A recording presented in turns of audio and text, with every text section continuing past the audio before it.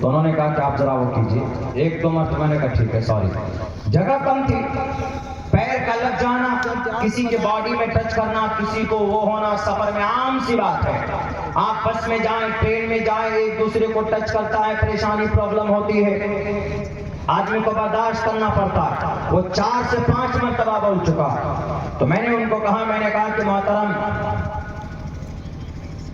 आपको प्रॉब्लम मेरे टच करने से नहीं है, आपको प्रॉब्लम मेरी जात से है। से हमने कहा कि बताइए। मैंने कहा कि सर आपको कोई प्रॉब्लम है, मुझसे है प्रॉब्लम कि मैं एक मुसलमान हूँ और आप एक शायद ब्राह्मण होंगे या ठाकुर होंगे या कुछ होंगे, और आपको मेरा बदन टच करना हुआ ऐसा लग रहा है कि जैसे कोई शूद्र हो, जैसे कोई नापाक आदमी का पैर या हाथ लग गया है तो आप शूद्र हो गए, आप नापाक हो गए। हमने कहा कि यही फीलिंग आ रही होगी। तो उन्होंने कहा कि नहीं लगना चाहिए, आप बस थोड़ा सेफ होकर बैठिए, हमको अच्छा नहीं लगता। तो हमने कहा कि अगर आपको इतनी ही पवित्रता का ख्याल है तो आप अलग से पूरे डब्बा बुक कर लेते, जाके आराम से उसमें। हमने कहा कि जो चीजें आपके दिमाग में भरी गई है ना, हमने कहा कि ये 7872 साल पहले वेद व्यास जी इसका खंडन करके गए हैं। बोला क्या? हमने कहा शूद्रो ब्रह्मन्तामिति ब्रह्मणश्चैति शूद्रतां क्षेत्रियो याति वितरत्वं विघाद्वेश्यं तथेच च स एकेवात्र पते परजानां कथं पुनर्जति कीर्त परभेदा। पूरा मंत्र मैंने पढ़ा है। तो ऐसे ऐसे ऐसे हमने कहा कि मंत्र इसका मतलब मालूम है आपको? हमने कहा इसी चीज को दूर करने की कोशिश की गई। जब आप लड़ रहे हैं ना, मेरी टांग आपको लग रही है तो आपको दर्द महसूस हो रहा है, अरे क्या मौलाना साहब टोपी और दाढ़ी वाले की टांग लगी, मैं नापाक हो गया, आपको ऐसा महसूस हो रहा है ना। लेकिन वेद व्यास जी ने मना किया, शूद्रो ब्रह्मणतामिति ब्रह्मणश्चैति शूद्रतां क्षेत्रियो याति वितरत्वं विघाद्वेश्यं तथेच च स एकेवात्र पति परजानां कथं पुनर्जति कीर्त परभेदा।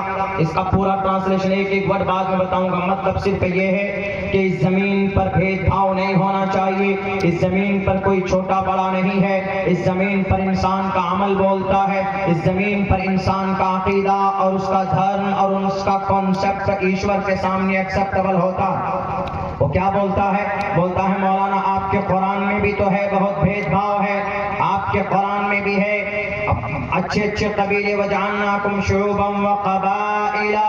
अल्लाह ने आपके कुरान में, अरबी तो नहीं पढ़ी उसने, लेकिन ये बोला कि आपके यहाँ भेदभाव, तो आपके यहाँ भी आपके कुरान में देखिए कबीले अलग बना दिए, और आपके यहाँ भी तो कोई सैयद है, कोई अंसारी है, कोई कुरैशी है, कोई चौधरी है। उत्तर प्रदेश में शायद यही 2-3 जो बड़े बड़े हैं, और कौन सा खानदान है जिसको बड़ा नाम है, I am Chaudhary, I am Syed जो है। खैर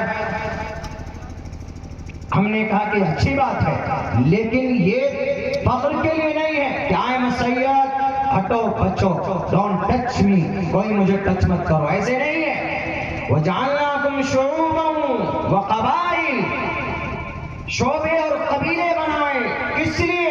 गर्व के लिए नहीं, लितारफू, तारुफ के लिए, पहचान के लिए। क्या ये मोहल्ला किनका?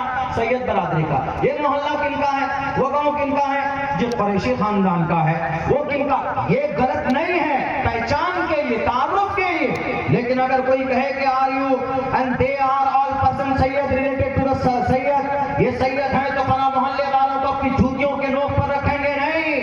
वजअलनाकुम शुऊबन व क़बाइल लितारफू इन्न अक्रमकुम इंदल्लाहि अत्क़ाकुम। हमने कहा पूरे पढ़िए गुरुजी, इन्न अक्रमकुम इंदल्लाहि अत्क़ाकुम।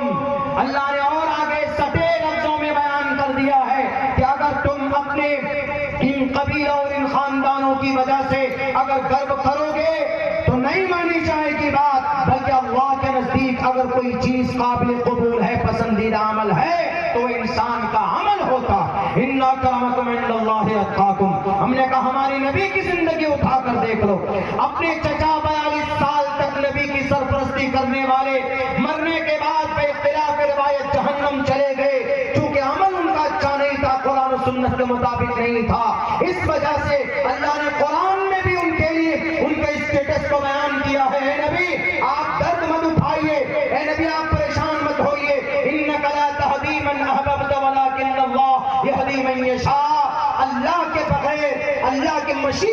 बगैर आप किसी को हिदायत नहीं दे सकते।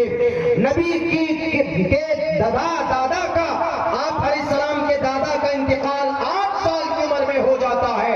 तब से लेकर आप अलैहिस्सलाम 53 साल की उम्र तक अगर कोई सरपरस्त रहा है, नबूवत मिलने तक आपका बड़ा कोई रहा है अपने खानदान में, तो आपके चचा अबू तालिब रहे हैं। लेकिन जब ये कुरान और सुन्नत अमल इनका कुरान और हदीस के खिलाफ होता है, तो मरने के बाद इख्तिलाफी रिवायत ये है कि वो जहन्नम चले गए। लेकिन